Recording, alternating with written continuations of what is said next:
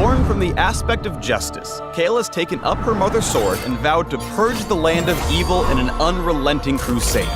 She increases in power over the course of a game, sending wave after wave of fiery celestial fury to serve the unjust their final judgment. The righteous shall prevail.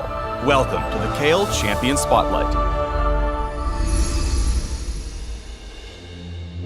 Kayle's passive is Divine Ascent. Over the course of the game, Kayle rises closer to her celestial form, increasing the speed, range, and power of her basic attacks. As evil grows, so shall I. At level 1, Kayle is fueled by Righteous Fury, and her basic attacks increase her attack speed. At max stacks, Kayle becomes Exalted and gains movement speed toward enemies.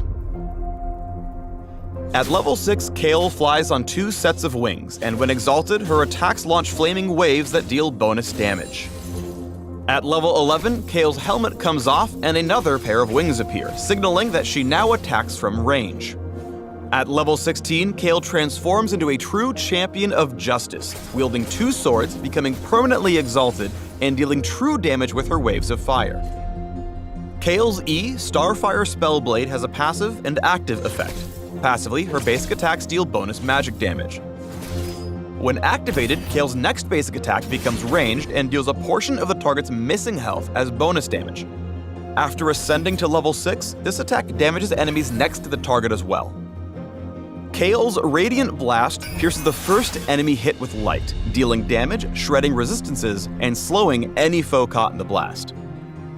Celestial Blessing heals Kayle and a target allied champion, infusing them both with a burst of speed. It's a short duration buff, so it's better at quickly maneuvering and dodging enemy attacks rather than long-term chases.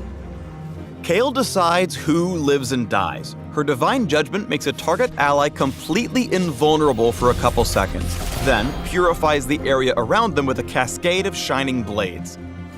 Kayle can move while casting, but can't attack or cast other spells until the swords fall. This means it's often better to ult an ally who can dive the enemy team instead of using it on yourself. You'll save them from certain death and massively damage foes at the same time. In order for Kayle to truly mete out justice, she must ascend to her final form as quickly as possible. However, her weak early game can be hell, so you'll need to play safe to avoid becoming superfood. Rely on Radiant Blast and Starfire Spellblade to farm from range. If you stray too close, or try to wing it in a fight, you'll be butchered where you stand. Calling on allies for aid can spare you the worst of your rough early game. Use Divine Judgment for a clutch intervention, then turn the fight in your favor and get the kill. The Righteous really shines once she reaches level 11 and starts to outscale enemies. Tower dives are no trouble thanks to Divine Judgment, and your rapid-fire attacks will melt enemies easily. Exaltations all around. Once Kayle's apotheosis is complete, take your crusade across the map for the final victory. Lead your own team into the fray, protecting critical allies while condemning your enemies to a swift execution. You'll win the teamfight just as you planned.